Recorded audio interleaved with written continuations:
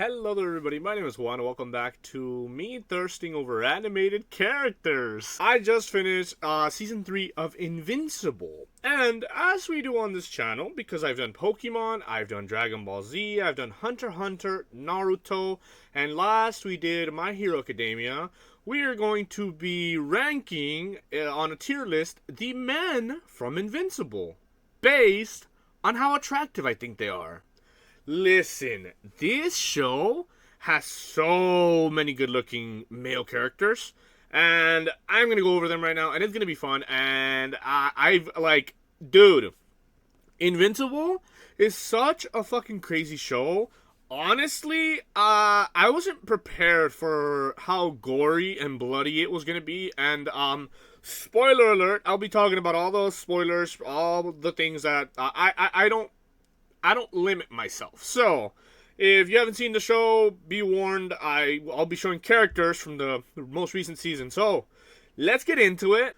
I needed to create a new tier for this individual. This is Adam Wilkins, aka Adam Eve's father. And let me just say, I almost want to tell you that I can understand where he's coming from because he's trying to be protective of his family and his daughter, but the way that he goes about it in such a misogynistic way really rubs me the wrong way. I am not a fan of that character whatsoever. He is very, very annoying and says things at times that I'm just like, brother, you live in a superhero society and you have views from like the 1950s of like reality, and it's like, I don't know, I don't like it. So he's gonna go straight into the F tier. I almost thought about not including him at all, but then I realized, you kind of have to put the good with the bad. And when I was doing my last minute checkups of the characters I wanted to include in this, I realized he is a male character. He has appeared a number of times. We are familiar with him to the extent that we dislike him, so fuck it, he's here, he's F tier. Okay, next we have one of my favorite characters, Alan the Alien. Okay, so Alan is clearly an S tier character, but I'm going to go ahead and put this version of him here in A tier. Hold on, I want to check something. I don't know why when I have things in this monitor, they look so desaturated, but when I put it over there, it looks good. So we're going to run it like this. It is what it is. What was I saying about Alan? Okay. Alan the Alien. To start off, I'm going to go ahead and put this version of him in A tier. Okay. I love Alan because he is an alien, a cyclops even, and he is a part of the coalition of planets, a coalition that is trying to end the rule of the Viltrumite Empire, right? So, he's a good person, intuitively. Or good alien, whatever. And I like how kind he is. I like how he's very funny. He has this sort of like, I don't know. He's very, very interesting and intelligent and very incredible. The only reason why he's not an S tier is because we do have Alan from a little bit further down the line. So, there is an instance in which Alan does fight against Anissa, one of the Viltrumite Empire's best fighters, and he just gets his shit rocked out. And another, I don't know what that guy's name is. I did not include that guy in here, actually. A former Viltrumite who is a part of the Coalition of Planets, it rescues him and sort of like puts him to the brink of death so that when he regenerates, he becomes stronger. And I don't know if you can tell, but he looks way fucking beefier, which I will say, first and foremost, is one of my favorite things about men. I love big arms, big fucking beefy bodies. It's chef's kiss. So, him getting a little upgrade, him getting a little bit more beef, definitely puts him up a little bit higher for me, personally. That being said, I mean, original Alan wasn't bad to begin with, but you just give him that little bit more of a bulk, and he automatically becomes S tier to me, personally. Okay. Angstrom Levy. Okay. Angstrom Levy. I honestly, when he was first introduced in this parallel universe where Mark and Omni-Man seem to have decided to actually take over the planet for Viltrum, um, I actually liked him as a character. He, in that time, decided to bring all of his different selves together to create a sort of like shared consciousness, and he was the host of it, and he was gonna be super intelligent and have all the answers as to what to do to overcome this fucking situation, right? So I was into it.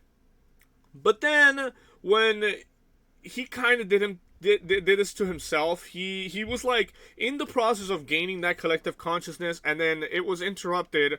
And instead of watching Invincible in the good universe die, he decided to stop this the process short, and that caused him to become like deformed and crazy looking and evil. And unfortunately, now that he has become evil, he has this endless vendetta against Invincible, and it's like, brother, you had the idea at first, and it was gonna be good the way you were going about it, and the fact that you yourself got in your way made you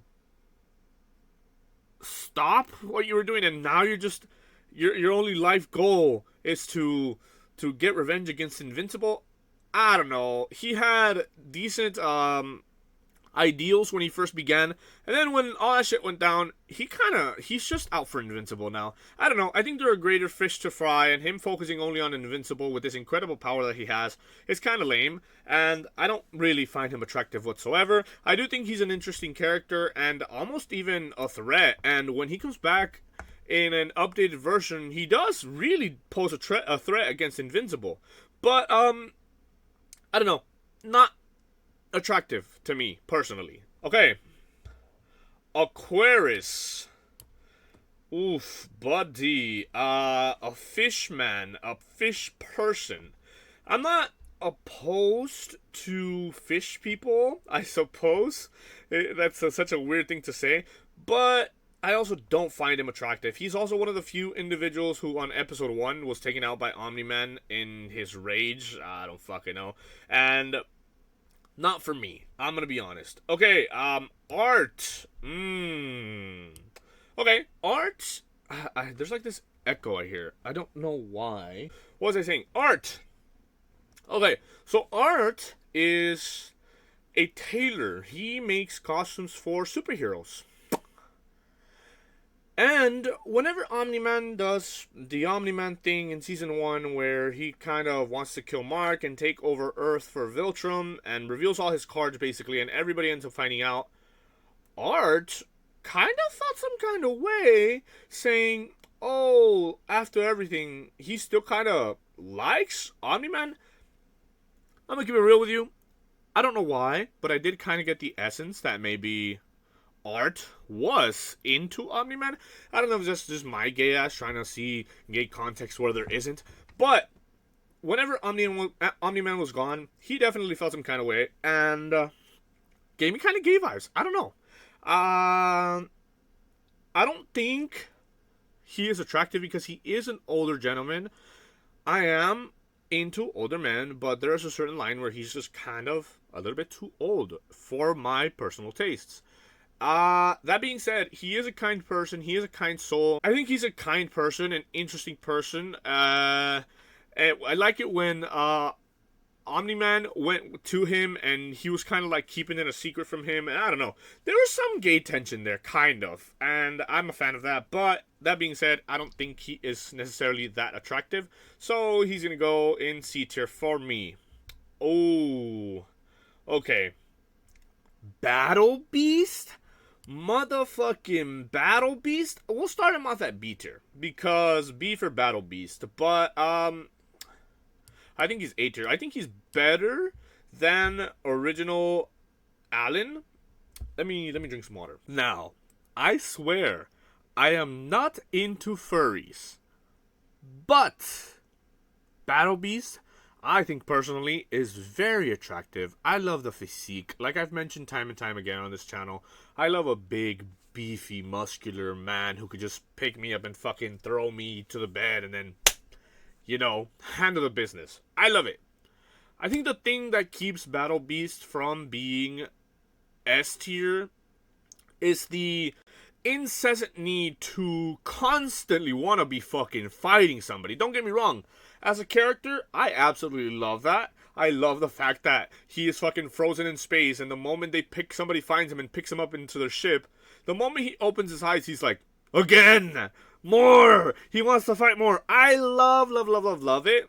But when it comes to like attractiveness, I'm like, he really is a one-note character in the sense that he only really wants to battle people. And there is no other kind of personality to him. So there's no potential for a relationship. There's no potential for any kind of romance for him.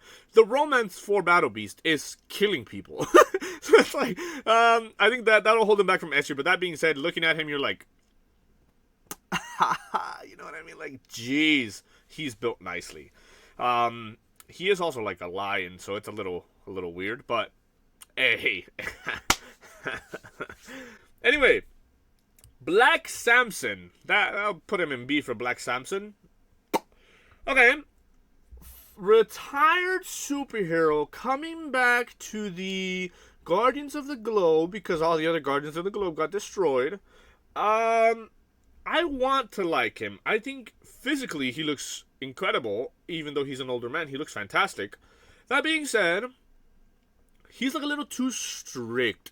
He wants to follow the rules to a T, which is a good thing, but also at the same time is kind of annoying, if that makes sense. He's kind of like, I don't know. He's not a bad character. I'm going to go ahead and leave him at B.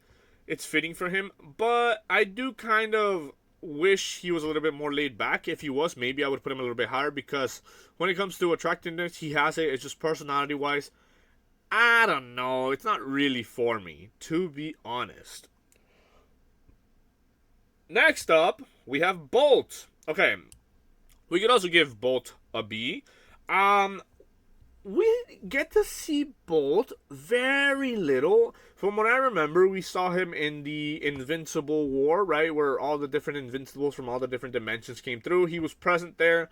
He's a good looking guy, but I do feel like we need more in order for us to rank him any higher. He kind of, like, I can't tell you anything besides the fact that he was there in the Invincible War. So it's kind of like, and unfortunately, a lot of like characters are like that. A lot of characters get like 20 seconds of on-screen time, and then after that.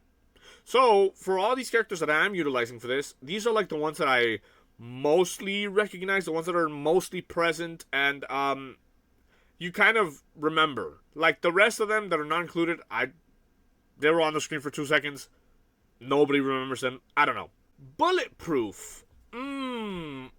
Bulletproof, he definitely gets the screen time.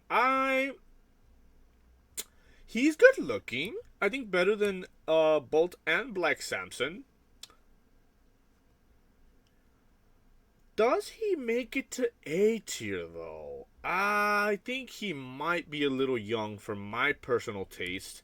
He is good looking, but I don't consider myself attracted to him personally, to be completely honest. So I think B tier will be an interesting place for him.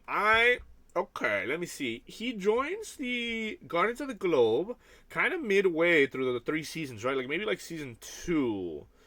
Maybe season 1, but I kind of don't remember him too much. I think he's kind of a forgettable character. He is a part of the current team, is he not? But I don't think there's very much like personality to him. He kind of is just there to like be like muscle. No? Like, I don't know. I don't consider him that attractive personally. Okay, Cecil Stedman. We can make C tier like a C for Cecil, sure. No. I'm going to put him in D tier. I think he's an interesting character. I kind of like the way that they demonstrated his story and how he used to be super for people, in the sense that he would do his job in order to help people, but then his boss was like, hey, you know what? You can help people, but ultimately you kind of have to make these choices, and you never really end up winning. I don't know if that makes any sense, but let me try to explain it in a way that makes more sense. He was very optimistic when he first started doing his job, but surely enough, with enough experience, he came to realize the fact that you can't save everybody, and sometimes you have to make sacrifices that are not good, but ultimately serve the grand scheme of things. I don't know if that makes sense to you guys, but I think that's a very compelling story, and over time, you kind of do learn to appreciate him because he kind of does solve a lot of crises, but he's not attractive. All that to say, he's D tier. Oh my god. Oh lord. How do I even go about talking about Conquest? Okay. I love Conquest. Dude, before I watched season 3, before his introduction, I had heard about him and looked him up. I've seen a lot of fan art on him, if you catch my drift, and I'm a fan. I love men who are built like this. I love the big beefiness, he's like, he towers over Invincible. Every part of his body is super fucking thick. I'm into it. I love it. That being said, after seeing his introduction,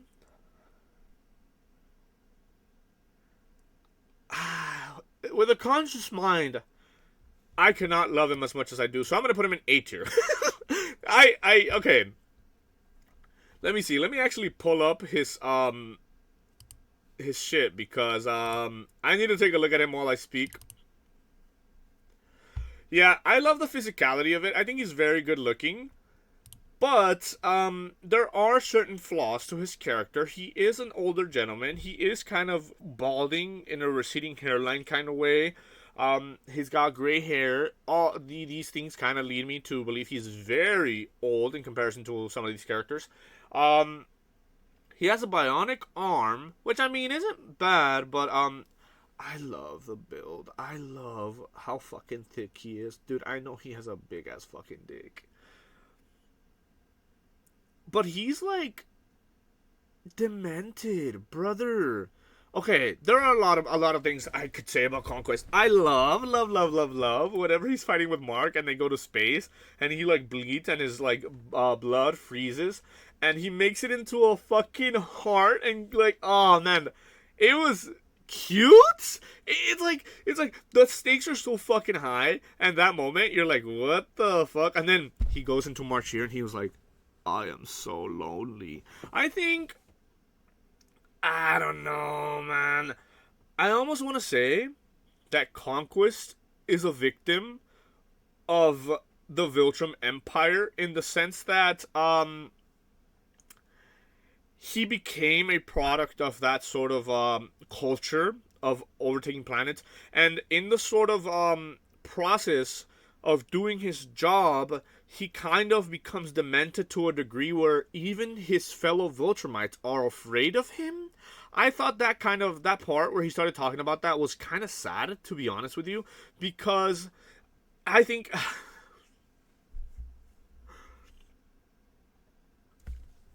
I can change him. I can change him. I don't know. I feel like there's a good possibility that he could maybe not become good because he's got so much fucking blood on his hands, but maybe he could just not be so evil because the purpose he is trying to accomplish isn't even awarded in the eyes of the people he's trying to do it for, if that makes sense. It's like he is doing it because it's all he knows how to do, but it doesn't even reward him in any kind of way because the people who are supposed to, or I don't know if that makes sense, but like he is kind of sad. I don't know.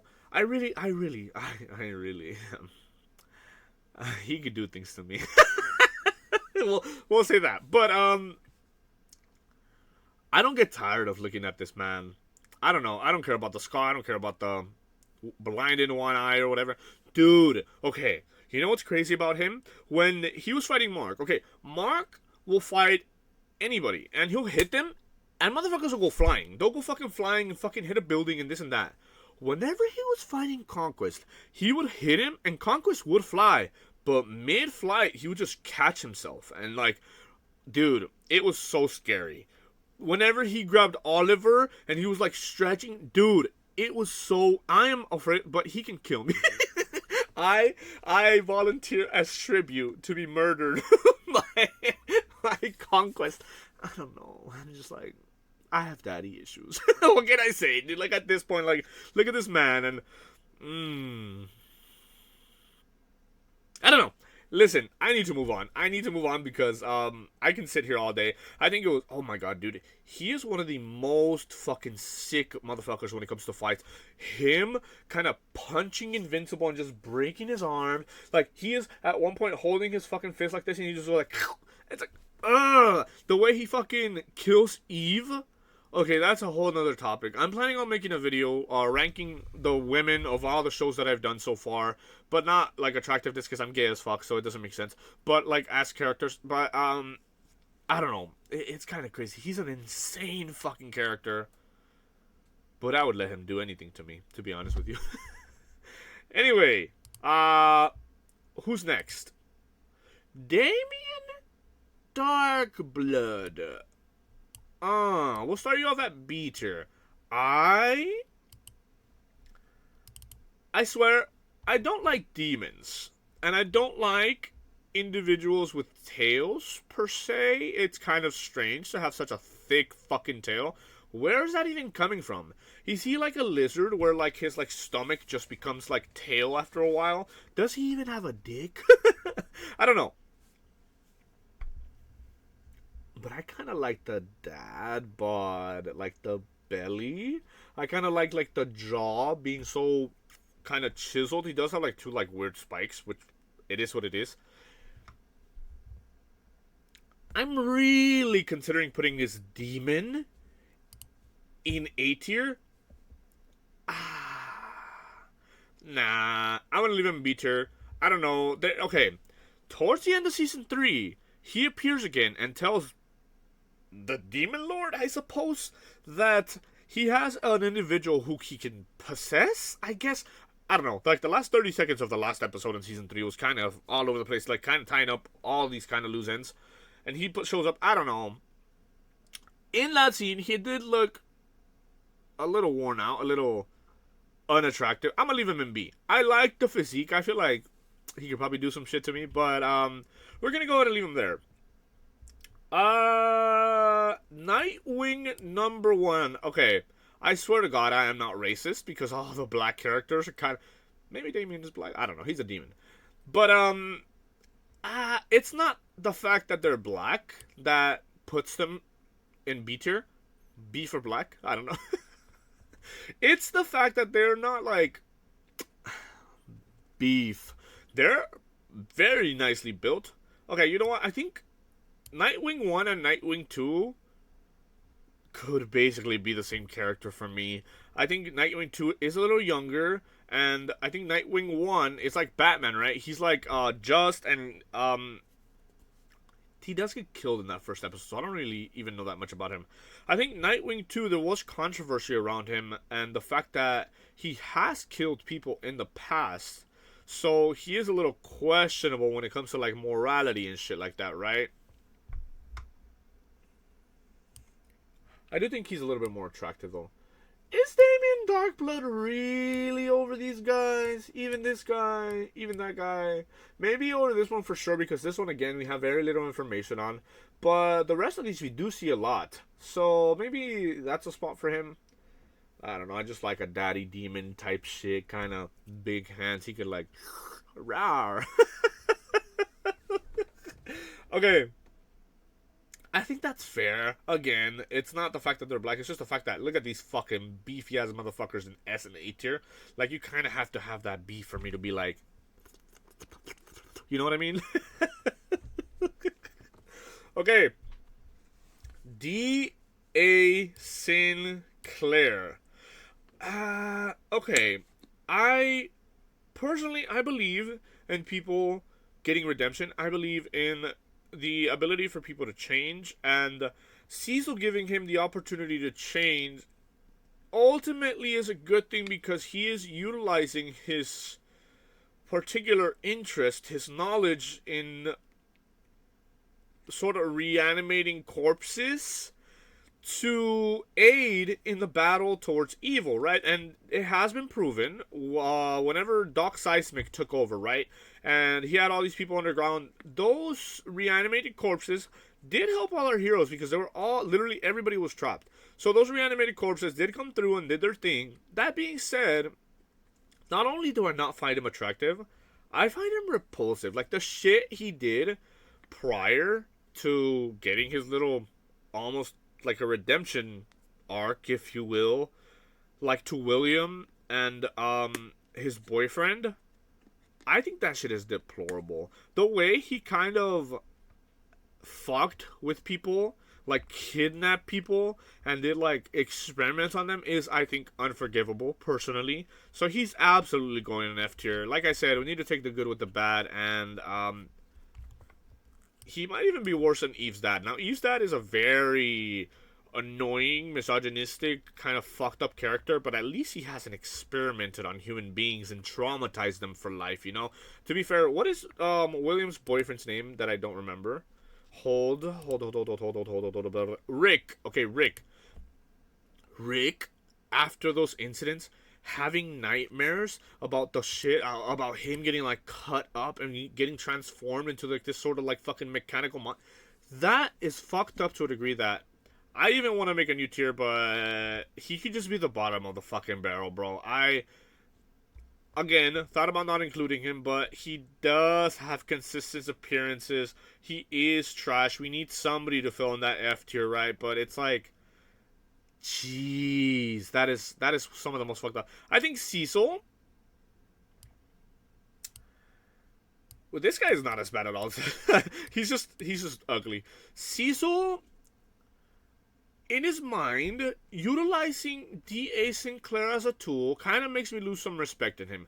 Again, it comes back to the fact that Cecil is willing to do anything in order to secure everybody, to provide that safety, even utilizing motherfuckers as fucked up as D.A. Sinclair, which, I mean, it makes sense, but, like, it still, even though you rationalize with the fact, it still leaves a sour taste in your mouth, and it's like, really? Like, that's what's going on here? I'm not a fan. But let's carry on, because I'm just like, Doc Seismic. I thought about putting him a little bit higher. Wait, who did I move? Fuck no. Doc Seismic is an interesting character. He was introduced in the first season. Kind of was a little bit of a pushover. He wasn't really too strong. He did create a little bit of damage on Mount Rushmore, was it? He was taken out easily. Then he comes back and he's taking over these creatures in the ground, which helped him so much as a villain and kind of put him a step higher. There was an instance in time where Doc Seismic had every fucking available superhero locked up and was ready to, like, get them, like, murder them, right? He's also funny because I guess he studied geology, which is how he came about his power, but he also had like a minor in women's studies or something like that. I don't remember the particular line, but he's like a woke individual, which is funny as hell because he'll be dropping fucking one-liners where it's like, yeah, but none of you guys respect Mother Earth as she should, and he's kind of insane, but it's interesting. And that is why I thought about putting him higher. That being said, he is a fucking old man. He is falling apart already. He is decaying, if you will. I don't particularly find him attractive, but he is a very interesting character. I think for a villain, he's at first comic relief, but ultimately actually ends up posing a threat. And we overcome it, but it's very, very interesting. I didn't expect to like him as a character as much, but I, in this instance, do not find him attractive. Donald. Okay. Another character that's interesting because I do not find him attractive per se, but he is another one of those characters that has an interesting story in the fact that he works for the for Cecil, and at one point or another he sacrifices himself in a battle against Omni-Man, and he explodes the house on the other side of the street from Mark's house, right? And then when he is revived, he kind of slowly but surely uncovers the secrets of wait, there's a lapse in my memory, and he goes and finds out what happened and sees himself die. And in doing so, he realizes that he's died like 50 or 60 times, and he's like, what the fuck? And he kind of like comes to the realization that that's his sort of purpose in this whole thing, and it's kind of crazy. And that was one of the parts where I was like, holy fuck, what is this show? Again, all to say that I don't particularly find him attractive, but he is a very compelling character. Um, Ultimately, I think in season 3 he was like, Cecil, send me out to the battlefield. I could do more out there than I can in here. And then Cecil's like, you can't hold a candle to these guys. And he was like, it doesn't matter. That's just my purpose. And it's like, he kind of like in his mind gets to a point where he's just like, okay with just dying for the cause. And it's like, almost honorable, honestly. This is Dropkick.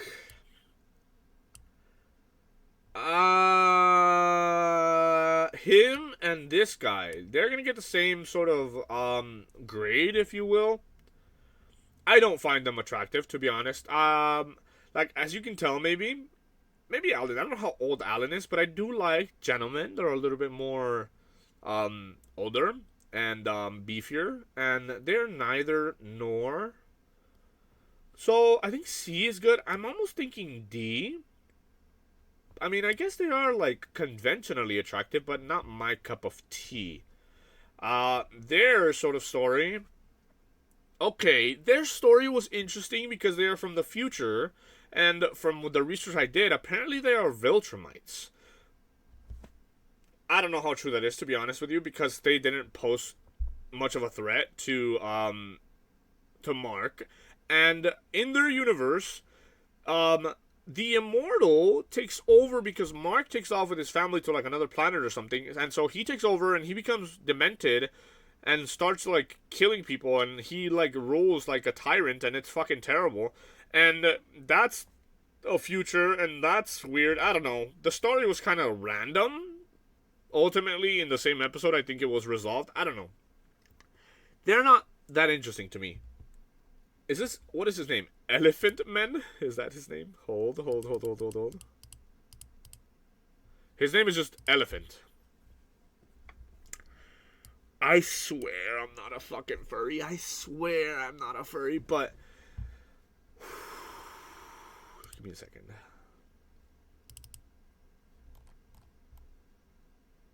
He's not even like his face is not attractive, but like the body, dude. And he's like random. They use him for Oliver to practice his powers with. But I'm looking at the hands. I'm looking at those thighs. I'm looking at the beefy arms, the beefy body.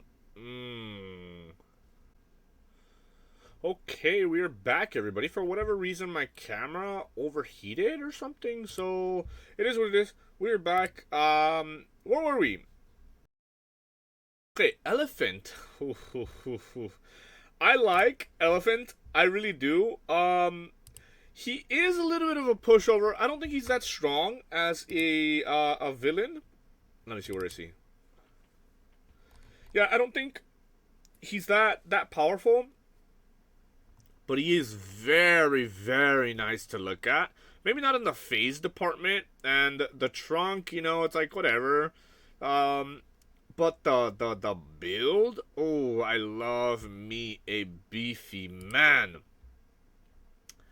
That being said, I don't think we can put him any higher than B tier. Even if I love the body, I don't think he doesn't have the presence. He's beautiful, don't get me wrong. I would let him do anything to me, probably. But like when you compare him to like Battle Beast, Alan, Conquest, he doesn't really stack up. He's kind of a, like I said, like a pushover. So we're gonna go ahead and leave him in B tier. Let's see. Furnace? Buddy. Okay. No, I'll do D tier. I don't think he's as deplorable as these motherfuckers down here. But Furnace. If I believe correctly, it is an individual made of like lava that exists within him, and he uses this like a robot form in order to like exist, right? I don't know. Not into lava, not into robots. I think D tier is suitable for him. Yeah. Okay, Invincible himself. When it comes to characters who in the show were teens at some point, generally I wouldn't include him. But Invincible at this point in time is 19 and he will be 20, I believe. So he's an adult. I think it's fair to put him up here. Not only that, he has experienced so much fucking shit throughout the course of the show where it's like, that is not a child anymore. That is a man. Honestly, it is a man. I'm thinking B tier. Simply again, just the beef isn't there. I'll do A tier. Because he is a good looking individual. Dude, sometimes when they show his butt, let me just say, he is caked up as a motherfucker. So I definitely caught myself off guard sometimes being like, oh, Mark, hello. So he's definitely attractive to some degree. Part of me still wants to kind of put him lower just because he is kind of young. Not really my type when it comes to age. I do like older gentlemen, like I've said a million times now. But we're going to go ahead and leave him in B or A tier for the time being. And if I need to change him, I'll do it later. Isotope. You can't even see his face here. Let's see. I don't particularly find him attractive, to be honest with you. He has kind of an unconventional style. The suit, like the little, like, tiny little beard here, the long hair. I am not feeling, he has like a buzz cut, but also a ponytail. I don't understand where he's coming from. I almost want to do D tier. I do not find myself attracted to him whatsoever. So we're going to go ahead and leave him there. Lizard King. Another fucker where, okay, from what I remember, he and his, like, lizard team, they broke into somewhere, and then Rex Splode showed up with Ray and, with Duplicate, and they kind of did their little thing, but then this fucker shot, what? I am so bad at remembering fucking names. King Lizard shot Rex Splode through the fucking head, which was crazy, and he was like bleeding, and even then he got beat. And he is another one of those characters that kind of feels like a pushover. Like, he does a lot of talking, but when it comes to actually demonstrating why he is the King Lizard, it kind of just doesn't go anywhere. So I think D tier is fair. I don't see this guy and think, oh damn, you know what I mean? Like, he's no Alan. He's not really built the way I kind of like my men to be built. So I'm gonna go ahead and leave him in D tier. Komodo Dragon, one of his henchmen. That is a beefy ass man. That, I don't think, the only thing I remember him for is Ray jumping into his nose, into his body, and trying to do her shrinking Ray ability where she will jump inside of somebody, and then while she's inside, become big so she could, like, destroy them from the inside. But then this fucker, he was like, oh, no, you don't. And he's like compressing himself and actually hurt Ray instead, which was crazy. So that's what I remember of him mostly, but oof. I also do remember the body. Look at this dude. He is built like a fucking man. Holy shit. Even though he is kind of irrelevant and only has a few screen time, a few times where he's on the screen, I'm gonna put him in A tier. I don't care. I like the beef. I fucking absolutely love how he's built. Chef's kiss from me. Keep making them like that, and I'll keep loving them. That's all I got. Hey, listen. I love the beef. What can I say? Okay. Is this Krieg? Okay. We can start him off at C tier, but let me pull an image up. Wait.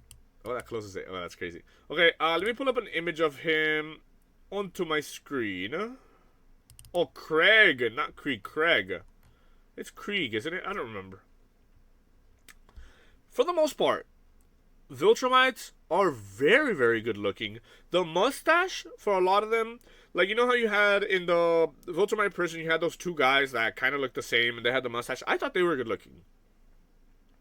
So in this universe, where you are made to have this sort of mustache, kind of have that aesthetic. You kind of have to be like fucking beefy because you're a planet of conquerors, right? To me, Craig kind of falls short. Maybe he's very powerful, but we got to see very little of him in the show, and therefore he's kind of forgettable. Not only that, he is not built the way I like him. His aesthetic is not it for me. I'm gonna go ahead and do D tier. We could leave him in C tier, but I'm just like, I don't know, something about him. I'm just like, he just doesn't do it for me. Sorry, he'll go to D tier. What the fuck is this guy's name? Kursk. The Electricity Man. He can go in C tier. He does have a mask that blocks his face, so I don't really know what he looks like. So there's some mystery there, I suppose. But he's just not built the way I like the men to be built. Kind of puts a lot of these other guys in perspective. Like, they all kind of look a little bit beefier than him. Even fucking Art, what the hell? Like, he looks very slim. You know what? Bolt, you can go over Damien Darkblood, even over Black Samson, like, even here maybe. Like, I'm looking at him now and I'm like, those arms are arming. So, okay. Okay, now you get Lucan. Okay, wait, no, not Machine Head. Lucan. Hold. Listen, Linda. I almost want to do A tier, but he is another one of those characters that kind of just doesn't go anywhere. Like, he's I like how he kind of breaks the expectation for Viltrumite men to be like super fucking beefy by the fact that he has like a beer belly sort of thing, which personally I don't mind. That is not bad for me. I kind of find that attractive, to be honest with you. And even then, even though his like abdominals are not there, he still has nice arms. He's got nice thighs, you know. And yet again, I put a black man in Beecher. Okay, I swear I'm not racist, but something about him. He was in like one episode, was he not? And then that's it. So like, if he had more recurring appearances, maybe I would consider him a little bit higher, but I think that's as far as I can put him. Machine Head, I think he's interesting in the form that he is honest with the ways that he speaks about people, like the shit that he says. He's like very crude about it, which is interesting.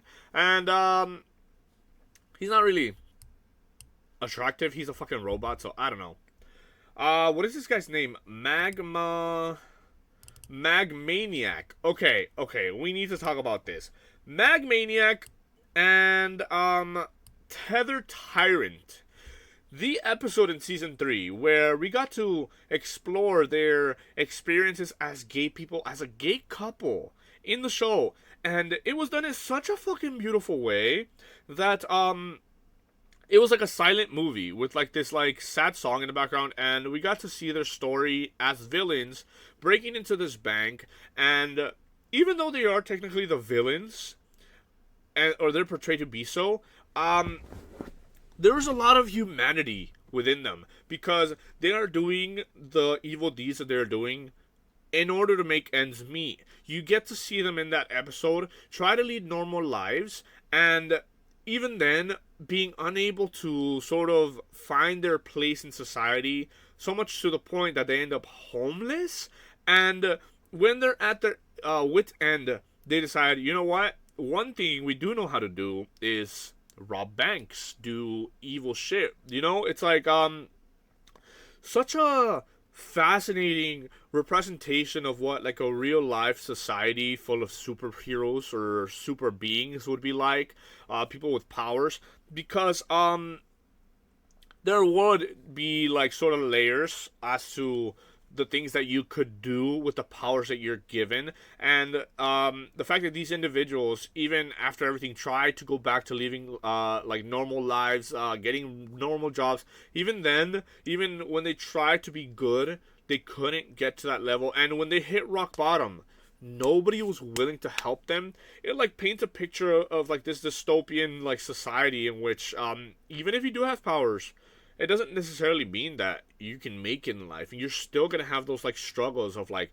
having to have a job, pay rent, do this and that. And it's like, I don't know. That episode was so fucking good to me. Not only for the representation, but for like the realistic point of view that it kind of delivered. It was unexpected, really. When we first saw these guys, there was no hint at the fact that they were gay or had a relationship, but out of the blue they were, and they did have that relationship, and it was like one of the most realistic like showcasing of like queer couples and how much struggle there could be even after the fact that you have superpowers. I don't know. I found it very charming. So just for that, I kind of want to put them maybe top of C tier. That being said, I don't find either of them particularly attractive, so I don't think I could put them above B tier, but I do feel like it was necessary to talk about them because they are very fascinating. Who the fuck is you? Man Kong. Okay. Let me see. Because these guys are deplorable, so I don't think, when you think about all the fucked up shit people have done, these should probably, I mean, I'm talking about Eve's dad, like he's like a fucking supervillain next to all these guys, but he's just like very unlikable, right? This guy, I remember him a couple of times, but I don't remember anything specific about him. Not only that, he is very unappealing. He is built very strangely. Not a fan. I think D tier is suiting for him. Martian Man. Yeah, again, another character where I don't... Okay, maybe we could do this, look. Cecil, at the very least, is human. Even Lizard King can go down a little bit. So all these individuals, I don't know.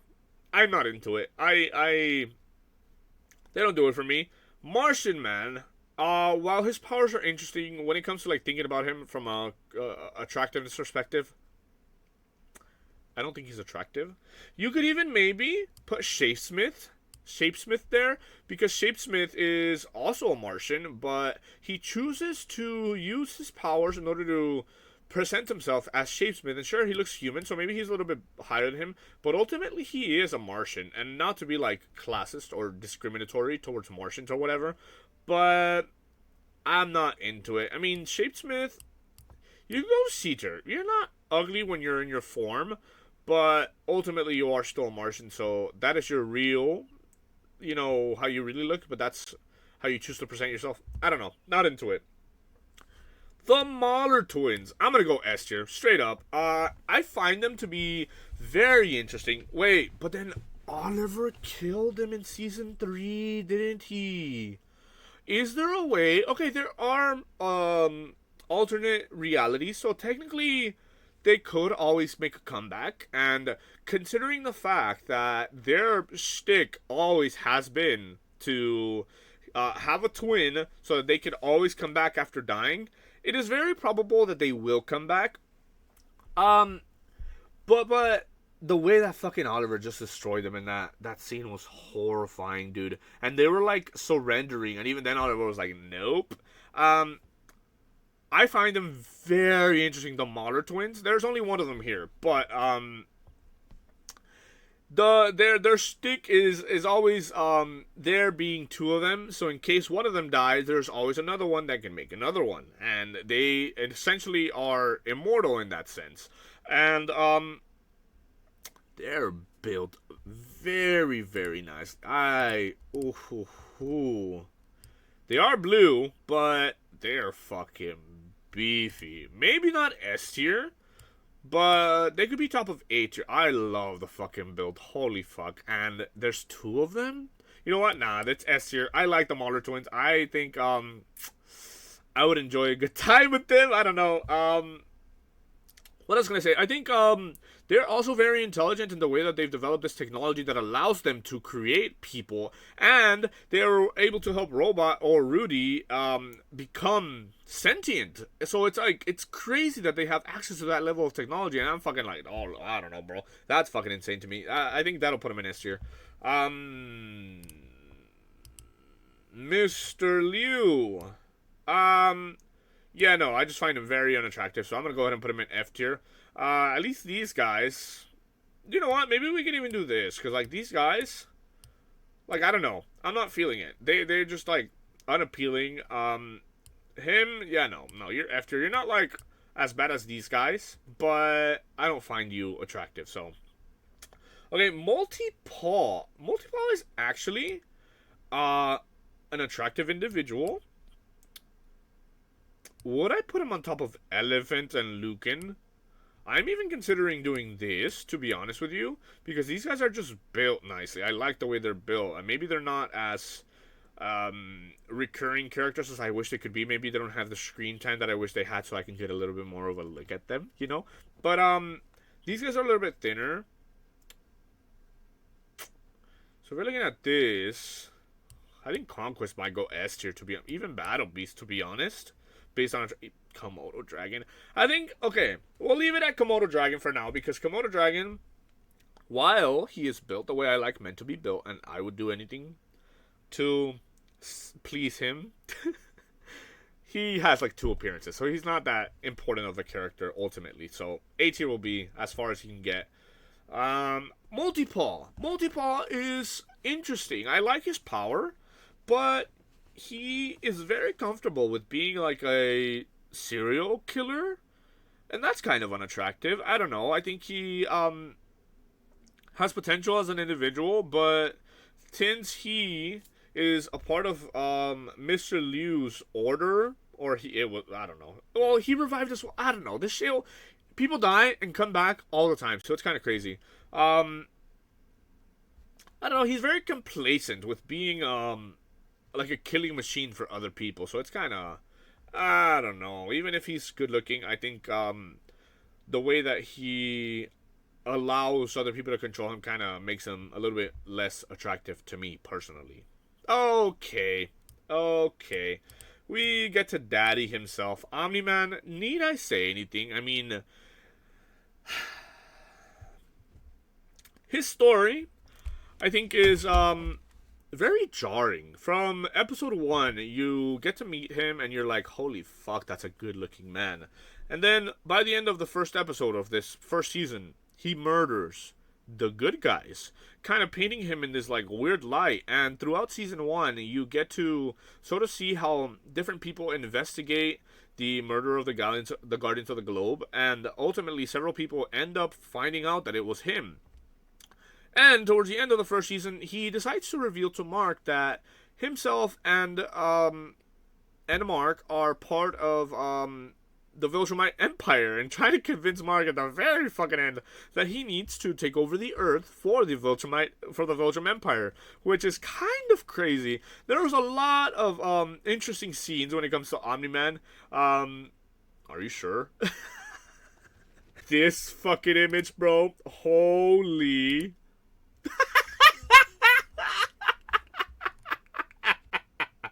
Which, I mean, hey, I don't know who drew this shit, but I see that shit everywhere. And I think Omni-Man is fucking interesting, bro. He's a character and a half. Not only that, he's fucking sexy. I love the way he's built. He has such a beautiful face. I love the salt and pepper hair he's got going on. Dude, when he goes to I don't remember the name of the aliens from the first season that he went to their planet and just completely destroyed them, and he was there for such a long time. He grows a beard. Even when he's bearded, he's fucking sexy, bro. I don't know. He is the reason, honestly, straight up, why I decided to watch Invincible. He's just so fucking sexy, dude. He doesn't have the beef that these other characters on the S tier have, but even then, I'm like, brother, I would never say no to Omni-Man. He can kill me. He can do whatever the fuck he wants to me. I don't give a fuck. I'll take it. He is just so fucking sexy, dude. Okay, what else can I say? I mean, okay, his story. Okay, then he goes to another planet. Okay. When he leaves Earth, he goes off into space because he's feeling some kind of way that he couldn't convince Mark in order to join the Viltrumite Empire. And he goes drifting into space. He passes a black hole. He's about to let himself get sucked into one when he notices a ship that's also about to get sucked into the black hole, and he rescues them, taking him to Thraxa, is it called? Which is another planet with like bug aliens, and he has a kid on that planet with one of those bugs, and it's Oliver. Ultimately, Mark ends up taking Oliver back to Earth because several Viltrumites showed up to try to capture Omni-Man, and they did. And who was it? It was Lucan, right? And Vidor, which we'll talk about. Um, and then he ends up in prison, and he in the Viltrumite prison with Alan, and he ends up kind of just giving up and being like, okay, fucking murder me. If anything I can do for my Viltrumite culture at the end of the day is die by their hands, by their customs. But he ends up getting saved by Alan at the end of season 3. It's interesting because it seems, even though he has such a strong connection to his culture of being this like fucking conqueror and like taking over planets. Apparently, he has such a history of doing that shit that he is thought about like as a fantastic fucking conqueror, or at least up until the point where he switched. Right? What am I even saying? What I'm trying to get at is that it does seem like there's a potential for him to change, and in the prison he just says, you know what, I miss my wife, which is kind of unexpected considering how kind of demented he comes off the entire show. But hey, I don't know. I could never, even if he killed as many people as he did, I don't know, bro. Like, he's so fucking sexy. Okay, interesting that normal Paul, comes after Omni-Man. Like, Debbie is number 1 and then Debbie's number 2. For a normal human being, I find Paul to be rather attractive, to be honest with you. Maybe not as attractive as these guys, because these guys are like fucking beefy as hell, which I enjoy. But like somewhere over here, he's definitely, for a normal human, he is very good looking. Then you have Powerplex. Powerplex is an interesting character, sort of similar to these two gay guys, because his sister and his niece were killed in the incident between Invincible and Omni-Man, which kind of got him to have this vendetta against Invincible, which to a certain degree is understandable. It's unjustified simply because it's not Invincible's fault. It was all on Omni-Man, pretty much, and he holds a grudge against Invincible. The part where he loses me is where he starts to hurt other people in his quest to try to get back at Invincible. I think it's a very realistic thing, or at least in like this superhuman society, to, experience trauma and decide, hey, you're the cause of it, you need to pay for what you did. Even if Invincible isn't 100% responsible for what happened, because he wouldn't go out of his way to do the shit that happened if it was up to him, right? But he was there, and sure, we could say maybe he takes a little bit of the blame, whatever. But Powerplex just goes about it in like the worst possible way. Like, I think there was potential for him to be like more of like a political character, in the sense of being like maybe trying to make Invincible look bad. There was maybe more of a path there, but the second he started like attacking civilians and like destroying buildings and doing some crazy shit, he lost every and any leverage he could have ever had. And it's unfortunate, because I think that's when you're talking about superheroes and you have these fucking unstoppable forces creating damage, hurting people, there's a story to be told there that is compelling, of being like, hey, maybe the law should have something to do with you guys, because you can't just go around destroying shit to your fucking liking, You have to kind of follow a certain set of laws. You can't just kill innocent people like that and like, oh, live free, So I think there's something there, but the way that they went about it, I wasn't a big fan of it, because he kind of he's just upset with one person, where there is a bigger picture to be seen, I think, and he just is like tunnel vision on Invincible, because I mean, it makes sense. He was there. I don't know. He's the only person he can blame, right? So I don't know. It's weird. This is an attractiveness tier list, I would like to remind you. I don't think he's very good looking, in my opinion. I think physically he is attractive, but mentally and personality wise, I don't know. The obsession he has just makes him very unappealing, to be honest. Red Rush? Is that what this guy's name is? Yeah, Red Rush. For the little time that we had with him, I think he's a very good looking person. Man. Maybe around there. like everybody else ahead of him, we have more screen time. I mean, not this guy, but like everybody else, we have more screen time for. So I don't know. I feel like I use the screen time argument a little bit here, but it's just realistic. The more you get to see a character, the more you kind of have a chance to like fall in love with them. And everybody above him, we did kind of get more out of. So I'm just like, I don't know. Him, he's good looking, but he's kind of thin. He has to be thin for a speedster, so not really my type.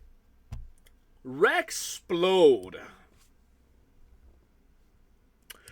He can start on top of B because he is not beefy. I'll be honest, when I first started watching Invincible, I did not like Rex whatsoever because he was kind of an asshole. He was unnecessarily annoying. He was always talking fucking shit, and it's like, okay, dude, like, shut up, right? But after what happened in Season 3, he was facing an Invincible variant and was not winning, and, the scene when the Invincible variant he was fighting is like, oh, well, you have nothing else to explode. And then he has like a gash in his stomach and he reaches inside and he's like, yeah, I do. My whole goddamn skeleton. That was such a fucking good moment.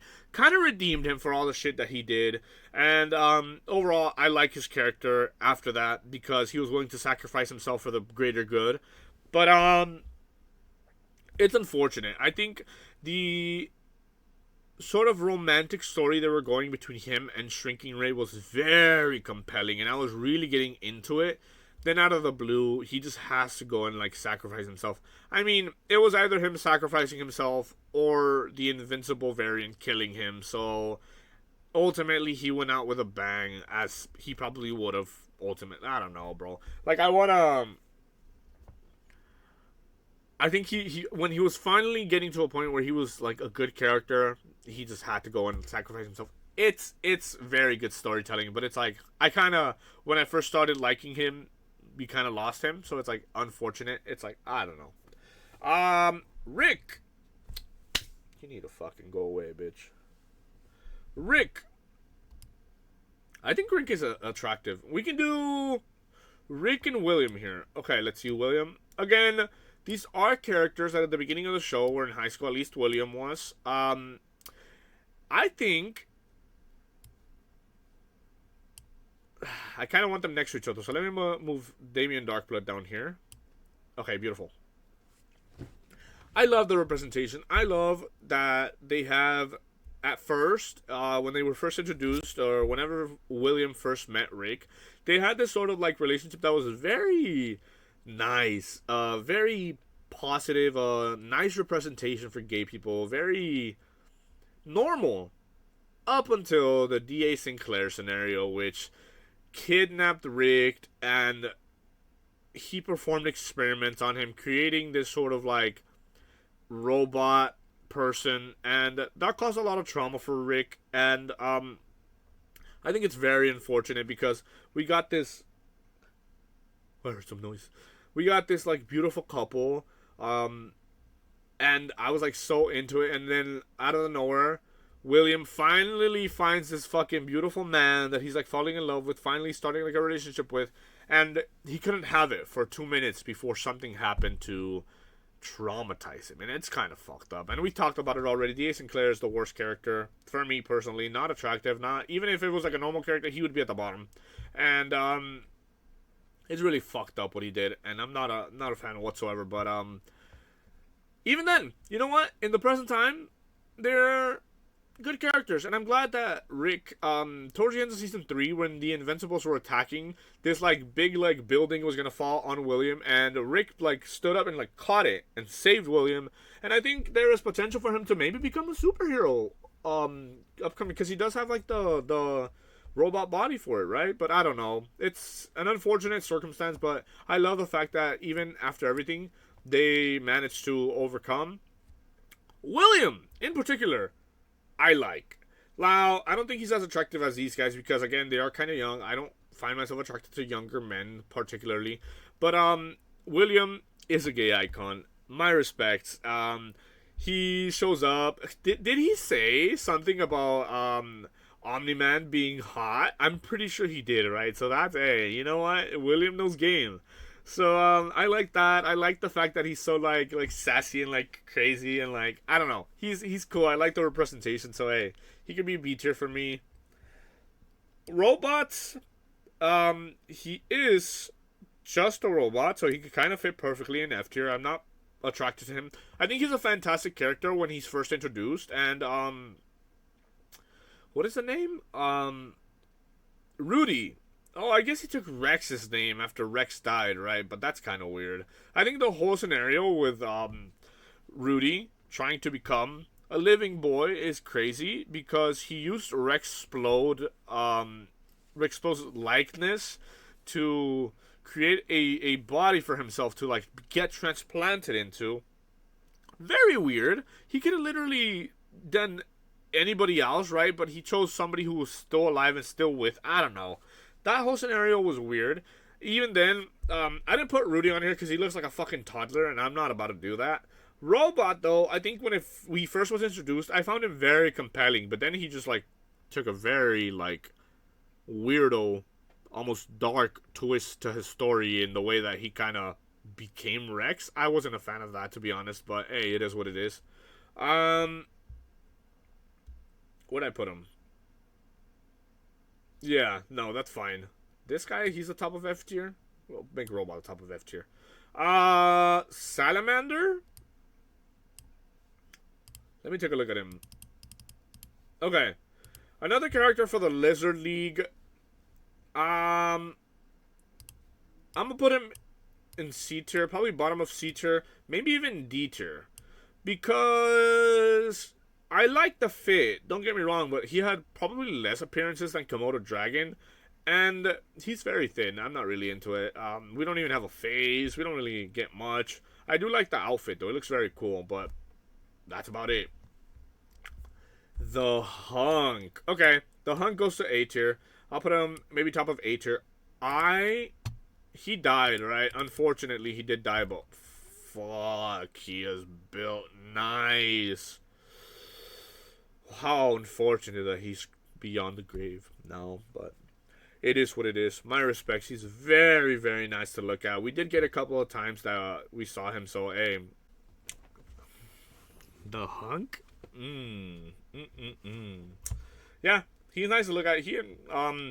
I don't think we really got much of a personality from him because his scenes are very brief. But even if that's the case, he's very nice to look at.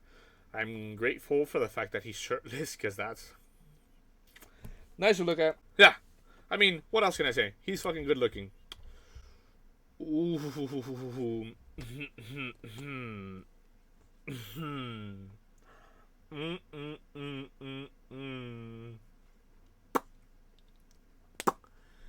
The Immortal. Probably second most attractive character in my opinion. Now I love how he's built. I love the fucking beard without a mustache. I love the fact that he's been fucking alive for 5,000 years. Um, Bro, the scene where Rex Splode walks into like the communal showers or whatever, and then Duplicate comes out and she's like talking to him like, "Yeah, don't go in there, haha." And then she's like, "This motherfucker was fucking Duplicate." I don't know. It looked like he was doing a good job in my opinion. And then he comes out shirtless, brother. Beautiful man. I don't care how old he is. He still looks fucking beautiful. And I guess the only thing I don't like about him is how like strict he is and how he's willing to follow Cecil and do as Cecil says pretty much up until season 3. And it's like, okay, dude, like I get your sense of justice and trying to be in charge or whatever, and you're very powerful, so you have the say. But it's like, it's kind of weird how, I don't know. He's like very fucking attractive as a man, but he does give kind of like submissive energy because he's just willing to listen to Cecil of all people, even though he's very powerful. I don't know. I'm a fan. I love him. Don't get me wrong. He's fucking sexy. He's very beautiful. But and even top of S tier. Honestly, like I think he's fucking beautiful, gorgeous, even above all these guys. But personality wise, he is kind of a weirdo. But hey, who cares when you're looking at that sexy man, right? Titan. Okay. Titan is very good looking in my opinion. What can I say? I mean, I think the story that he takes a part of, where he takes over Machine Head's empire, um, he does do it. I'm gonna put him in B tier because he looked too invincible for help, and then when shit hit the fan and Invincible got almost killed by Battle Beast, he was just like, oh well, and I was not a fan of that. He basically took Machine Head's place and turned the city around for the better, which is cool. But the way he kind of betrayed Invincible in that moment, I was not a fan of. Because Invincible, bro, the moment that Battle Beast like hit him with this like club, and Invincible, he was like, ugh, and he was like seeing fucking stars. That was crazy, bro. That was fucking insane. That was one of the first scenes where you're like, holy fuck, the stakes are actually high, and anybody could die at any moment.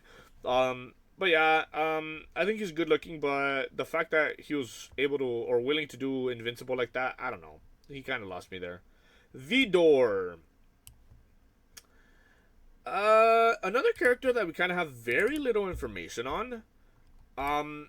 He is one of the only Viltrumites that is like a ginger, which is interesting. And I think he's built nicely, but we do have so little on him that I feel like I can't really put him higher than B tier. Honestly, like he's nice to look at, but what else is there? And I think unfortunately, when it comes to like Viltrumites, they're also like gung ho, like dead set on being conquerors and taking over the shit and being powerful and fucking fighting people. That it's like, okay, like you can only take so much of that. I don't know. I think that sort of mentality is kind of one directional. I don't know. I'm not too much of a fan of it because like there's no room for anything else other than you serving your empire, and that's all you're really about, and there's no other personality traits beyond that, so it's like kind of unattractive, but he's nice to look at. And I swear I'm not a furry, but here is Wolfman. We got to see only a few times, but I like the way he's built. He does look like a straight up dog though, so maybe he could be like here. Yeah, I think that's gonna be it. Let me do this so you guys get a better view of the tier list. I'm still here. Yeah, that looks pretty good. Let me see. Will I be making any changes? I think we're Gucci. I think that's pretty good. Okay, so 1, 2, 3, 4, 5, 6, 7, 8, 9, 10, 11, 12. These 12 individuals. Okay, let me do this. These 12 individuals on the screen, sure, I'll put them up here, are going to be taking part in this like sort of contest that I want to have. So, like I said, I've done Pokemon, I've done Hunter x Hunter, I've done Dragon Ball Z, I've done Naruto, and My Hero Academia. And now that we're done with Invincible, we have 6 universes. And what I'm planning on doing, I don't know when, but I'm planning on taking the S and A tier positions in all those tier lists and throwing them all into a tournament to decide who is the hottest animated daddy of all time.